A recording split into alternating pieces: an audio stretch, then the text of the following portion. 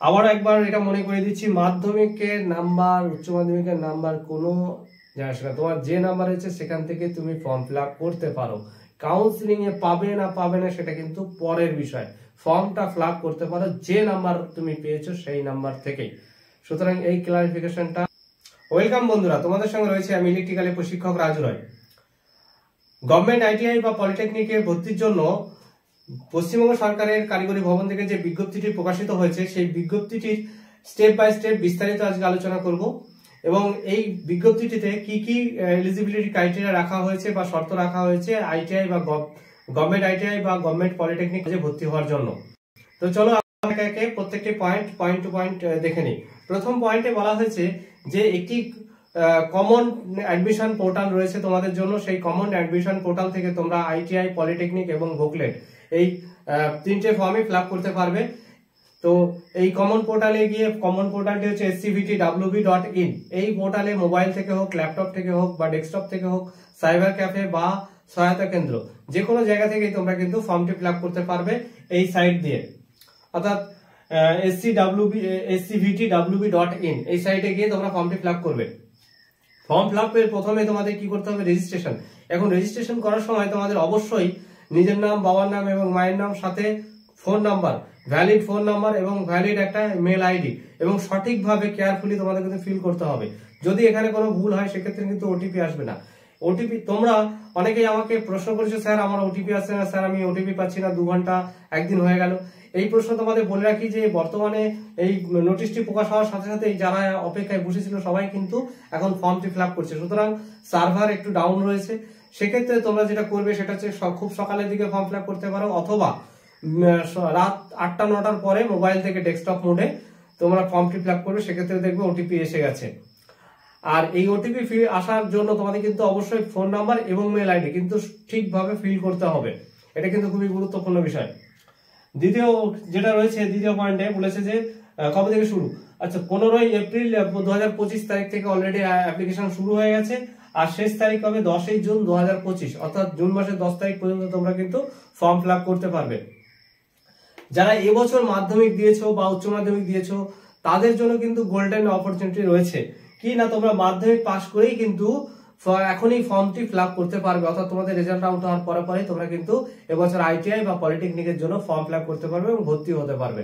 সুতরাং তোমাদের জন্য একটি গোল্ডেন অপরচুনিটি রয়েছে, একটা ভালো দিক রয়েছে। 10 তারিখ পর্যন্ত ফর্ম ফিল আপ হচ্ছে যেহেতু, তো তোমরা এটা পেয়ে যাবে। এবার আসি তৃতীয় পয়েন্টে যেটা বলেছে যে 3 নম্বর পয়েন্টে বলেছে যে তোমাদের যে মেরিট লিস্ট প্রকাশিত হবে সেটা কিন্তু তোমাদের কোয়ালিফিকেশন, যে কোয়ালিফিকেশনে তোমরা ফর্ম ফিল আপ করবে, অর্থাৎ কেউ মাধ্যমিক বেসিসে করবে, কেউ উচ্চ মাধ্যমিক বেসিসে করবে। তো উচ্চ মাধ্যমিক বা মাধ্যমিক বেসিসে করলে সেই পার্সেন্টেজের উপরে, সেই মাধ্যমিকে বা উচ্চ মাধ্যমিকে যে নাম্বার পেয়েছো তার পার্সেন্টেজের উপরে কিন্তু তোমাদের মেরিট প্রকাশিত হবে। এইখানে 4 নম্বরে এখানে স্পেসিফিকলি কিন্তু বলে দিয়েছে যে মেরিটটা কিভাবে করা হবে। মেরিটটা করা হবে ঠিক এরকম মাধ্যমিক বেসিসে যারা প্রথমত পার্সেন্টেজের উপরে হবে, এই কথাটাই পরিষ্কার বলেছে। তারপরে এ এবং বি দিয়ে বলেছে, এর ক্ষেত্রে মাধ্যমিকের বলেছে যে মাধ্যমিকের নাম্বারের 50% ওয়েটেজ, অর্থাৎ 50% গুরুত্ব দেওয়া হবে ওভারঅল নাম্বার থেকে, আর 50% গুরুত্ব দেওয়া হবে ফিজিক্স এবং ম্যাথ থেকে। এখানে আমাদের একটু বুঝে নেওয়া দরকার আছে বিস্তারিত। যেমন ধরো তুমি মাধ্যমিকে 700-র মধ্যে 560 পেয়েছো, 700-র মধ্যে 560 নাম্বার পেয়েছো।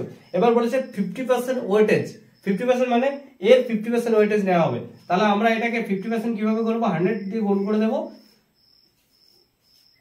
এটাকে যদি আমরা করি তাহলে এটা হবে 80%। কত হবে? 80%। এবার এর 50% নিতে হবে। এর 50% মানে 2 দিয়ে ভাগ করে দাও, 2 দিয়ে ভাগ করলে হবে 40%।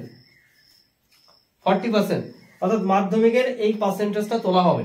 আর কি বলেছে? বলেছে যে 50% দেখা হবে ফিজিক্স এবং ম্যাথ থেকে। তার মানে তুমি 200-র মধ্যে ধরো ফিজিক্স আর ম্যাথে তুমি 200-র মধ্যে পেয়েছো 140 নাম্বার পেয়েছো।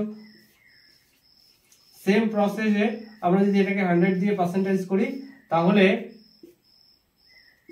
এটা হবে 70%। এবার 70% এটা আবার 2 দিয়ে ভাগ করতে হবে, কেন কি যে আমাদের 50% নেবে বলেছে। তাহলে 50% এখান থেকে তুলবে, তো 2 দিয়ে ভাগ, সুতরাং 35%। দেখো এবার তোমাদের মেরিট লিস্টে কেমন তৈরি হবে? মাধ্যমিকে এখানে তুলবে 40%, আর এই আইটিআই ফিজিক্স আর ম্যাথ থেকে তুলবে হচ্ছে 35% এই ক্যালকুলেশনে, তাহলে তোমাদের পার্সেন্টেজটা তৈরি হবে 75%। এইভাবে কিন্তু প্রত্যেকের পার্সেন্টেজটা আপাতত যে নোটিফিকেশনে যেটা দেওয়া রয়েছে সেই ক্যালকুলেশনটা ঠিক এরকম ভাবে হবে আশা করছি। যদি অন্য কোনো ক্যালকুলেশন ইউজ করা হয় সেক্ষেত্রে তোমাদের আমি অন্য ভিডিও দিয়ে একদম পরিষ্কার করে দেবো যে কিভাবে তোমাদের ক্যালকুলেশন নেওয়া হয়েছে বা পার্সেন্টেজ তোলা হয়েছে। উচ্চ মাধ্যমিকের ক্ষেত্রেও কিন্তু এটা গেল এ 4 নম্বরের এ অপশনে এইভাবে বলা হয়েছে 50% ওয়েটেজ। এখানে একটা কথা কিন্তু তোমাদের আরেকটু বলে দিই, এই 50 এবার অনেকে আমাকে প্রশ্ন করেছে স্যার আমি 40% নাম্বার হয়েছে, স্যার আমার মাধ্যমিকে অঙ্কে 49% নাম্বার হয়েছে, তাহলে কি আমি পাবো না? না, এরকম কোনো ব্যাপার নেই। তোমার মাধ্যমিকে 30% নাম্বার থেকে তুমি ফর্ম ফিল আপ করতে পারবে। আবার বলছি 30% 40% নাম্বার থাকলেও তুমি ফর্ম ফিল আপটা করতে পারবে। কেন করতে পারবে সেটা আমি আরো বলছি পরে। দেখো এখান থেকে তোমার যে নাম্বার পেয়েছো মাধ্যমিকে সেই নাম্বারে 50% আর ম্যাথ এবং ফিজিক্স নেবে 50%, তাহলে সেটার উপরে তোমার মেরিট লিস্ট তৈরি হবে। এইটুকু পরিষ্কার ক্লিয়ার। এবং এখান থেকে আমি ম্যাথটা করে দিয়েছি কিভাবে তোলা হবে। এবার বলি উচ্চ মাধ্যমিকের ক্ষেত্রে কিন্তু সেম ক্রাইটেরিয়া দিয়ে রেখেছে। উচ্চ মাধ্যমিকের ক্ষেত্রে বলেছে যে উচ্চ মাধ্যমিকে যে নাম্বার পাবে অর্থাৎ বুকলেটের জন্য যদি তোমরা ভর্তি হতে চাও সেকেন্ড ইয়ারে, সেক্ষেত্রেও তোমাদের একই ক্যালকুলেশন দেওয়া হয়েছে। তো উচ্চ মাধ্যমিকের ক্ষেত্রে কি দেওয়া হয়েছে যে উচ্চ মাধ্যমিকে তোমার 50% নাম্বার লাগবে প্লাস 50% ওয়েটেজ দেখবে প্লাস ম্যাথ ফিজিক্স এবং কেমিস্ট্রিতে কত নাম্বার পেয়েছো তার 50% তুলবে। যদি ফিজিক্স না থাকে সেক্ষেত্রে বায়োলজির ক্ষেত্রে তোমার তোলা হবে। এবার বলি এখানে কিন্তু এই নোটিফিকেশনে কোথাও কিন্তু আইটিআই কোনো উল্লেখ করা হয়নি, তাহলে সেক্ষেত্রে যারা বুকলেটের জন্য ফর্ম ফিল আপ করবে তাদের কিন্তু এখানে একটা ক্লিয়ারিটি কি রাখতে হবে যে তোমরা আইটিআই যে পার্সেন্টেজ পেয়েছো সেখানে তো এরকম দুটো ভাগ নেই, সুতরাং সেখানে আইটিআই যে পার্সেন্টেজ পেয়েছো সেই পার্সেন্টেজের উপরেই কিন্তু তোমাদের ওয়েটেজ করা হবে, অর্থাৎ গুরুত্ব দেওয়া হবে। তোমরা যে টোটাল নাম্বার ওভারঅল নাম্বার পেয়েছো অপটেন নাম্বার সেই পার্সেন্টেজটাই কিন্তু তোমাদের সেখানে গণ্য করা হবে বলে আশা করছি। এবার পরের পয়েন্টে কি বলা হয়েছে, জেলা কোঠা এবং দেখো পরের পয়েন্টে কি বলা হয়েছে, হ্যাঁ ডিস্ট্রিক্ট কোটা। ডিস্ট্রিক্ট কোটা 50% থাকবে, এটা একটা ক্লারিফিকেশন। দেখো ডিস্ট্রিক্ট কোটা 50% থাকবে, এই কথাটার উদ্দেশ্যটা আগে ভালো করে বুঝে নিতে হবে। প্রথম কাউন্সিলিং এবং দ্বিতীয় কাউন্সিলিং কিন্তু ডিস্ট্রিক্ট কোটাটা থাকবে। প্রথম কাউন্সিলিং এবং দ্বিতীয় কাউন্সিলিং এ ডিস্ট্রিক্ট কোটাও থাকবে, কিন্তু তৃতীয় কাউন্সিলিং থেকে কিন্তু ডিস্ট্রিক্ট কোটাও থাকবে না, প্লাস তোমাদের রিজার্ভেশন কোটাও থাকবে না। সেটা কি জেনারেল হিসেবে কিন্তু নির্ণয় হয়ে যাবে, অর্থাৎ জেনারেল হিসেবে কিন্তু আপগ্রেডেশন হয়ে যাবে। প্রথম কাউন্সিলিং এ তোমরা ডিস্ট্রিক্ট কোটা পেতে পারো, দ্বিতীয় কাউন্সিলিং ও ডিস্ট্রিক্ট কোটা পেতে পারো, কিন্তু তৃতীয় কাউন্সিলিং এ ডিস্ট্রিক্ট কোটা পাবে না। এক্ষেত্রে এক্সেপশনাল রয়েছে, যারা হিল এরিয়ায় বসবাস করে তারা কিন্তু প্রত্যেকটি কাউন্সিলিং এ তারা ডিস্ট্রিক্ট কোটা পাবে। হিল এরিয়ার জন্য ব্যতিক্রম করে করা হয়েছে। এবার এখানে একটা কথা বলা হয়েছে যে প্রথম এবং দ্বিতীয় কোঠার পরে তোমাদের কিন্তু যে সিটগুলো বেঁচে থাকবে সেই সিটগুলো কিন্তু জেনারেল হিসেবে কনভার্ট হয়ে যাবে, অর্থাৎ তারপরে থার্ড কাউন্সিলিং থেকে তোমাদের কিন্তু জেনারেল হিসেবে কিন্তু ফর্মগুলো সিটগুলো ফিল হবে। আরেকটা কথা বলেছে এর সঙ্গে যে তার পরের স্টেজেই বলে দিয়েছে যে 10% রিজার্ভ থাকবে কাদের জন্য, ইডব্লিউএস এর জন্য।